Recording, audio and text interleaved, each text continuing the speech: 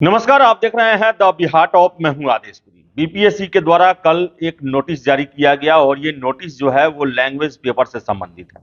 आप देख सकते हैं, आपके स्क्रीन पर है जो कल नोटिस आयोग के द्वारा दिया गया, जिसमें यह कहा गया है कि विज्ञापन संख्या 27/2023 अध्यापक नियुक्ति प्रतियोगिता परीक्षा के उम्मीदवारों को सूचित किया जाता है कि वर्ग 1 से 5 को छोड़कर अन्य सभी वर्गों के विषयों की परीक्षा में भाग 1 यानी कि भाषा के अंक को शून्य किया जाता है।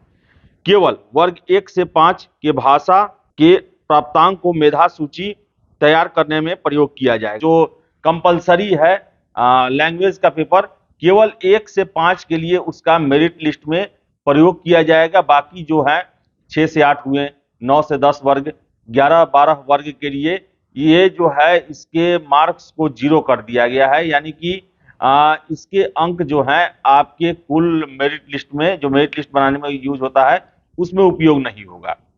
इसके साथ साथ बता दें कि आयोग के अध्यक्ष अतुल प्रसाद जी ने ट्वीट करके भी इसे क्लियर किया है। उन्होंने लिखा है कि बस स्पष्ट करने के लिए, जैसा कि पहले घोषित किया गया था TRE 2 में, PRT language section is only qualifying in nature, मतलब कि ये जो है केवल क्वालिफाइंग नेचर का है और इसके अंक केवल योग्यता निर्धारित करने में ट्राई ब्रेकर के रूप में उपयोग किए जाएंगे। एक अंक पर ही कई कैंडिडेट आ जाते हैं तो उसके टाई ब्रेकर के रूप में उपयोग किया जाएगा। और इनका कहना है कि PRT में भी जो है ये इसका निर्धारण PRT में जो है क्वालिफाइंग नेचर का ही है। ऐसा नहीं है कि उसमें मेधा सूची की बातें की गई हैं, तो मेधा सूची में इसका टाई ब्रेकर के रूप में उपयोग किया जाएगा। जब 2 या 3 कैंडिडेट के जो है अंक बराबर हो जाएंगे तो इसमें उपयोग किया जाएगा। लेकिन आपको बता दें कि कई छात्रों का कहना है, जब से कल से नोटिस निकला है तब से उनका ये कहना है कि शून्य क्यों किया गया। हमने इसके लिए काफी तैयारी की। 100 में 30 नंबर लाना आसान होता है, लेकिन 30 में 9 नंबर लाना कोई आसान नहीं होता। और हमने इसके लिए अपने सब्जेक्ट छोड़कर हिंदी और इंग्लिश की पढ़ाई की ताकि हम इसे क्वालिफाई कर पाएं। आपको बता दें कि आयोग के द्वारा इसे शून्य करके सही कदम नहीं उठाया गया, ये छात्रों का कहना है। इसके साथ साथ वैसे छात्र जो TRE 1 में भाषा के पेपर ही क्वालिफाई न करने के कारण बाहर हो गए, उनका भी ये कहना है कि ये जो है ये आयोग का उठाया गया फैसला सही प्रतीत नहीं होता है, सही नहीं होता है।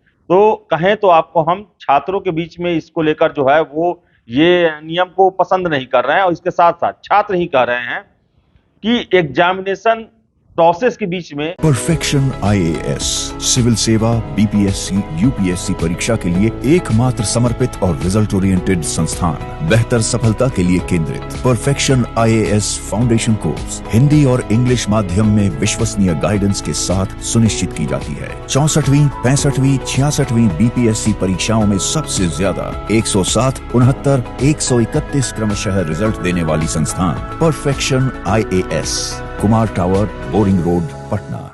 नियम क्यों बदले जा रहे हैं? जब एग्जामिनेशन का नियमावली तैयार हो गया, नियमावली के हिसाब से ही आवेदन लिए गए, सारे कुछ किए गए, तो ऐसे में ये भाषा जो पेपर जो है उसको शून्य क्यों किया गया, उसके वैल्यू को 0 क्यों माना गया? तो ये जो है छात्रों के ऑब्जेक्शन है।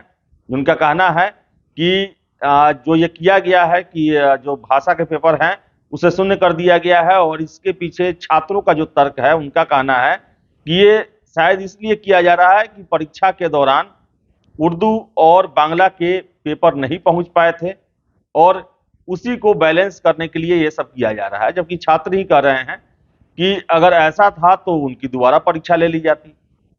क्वेश्चन नहीं पहुंच पाए, किसी कारण से नहीं मिल पाए, तो इसके लिए दोबारा परीक्षा ले लिया जाता। लेकिन इसे शून्य करके हतोत्साह किया जा रहा है कि हमने मेहनत किया और औचित्य ही नहीं बनता है कि आखिर फिर भाषा का पेपर लिया क्यों गया। जब इसको शून्य ही मानना था तो इसका परीक्षा क्यों लिया गया?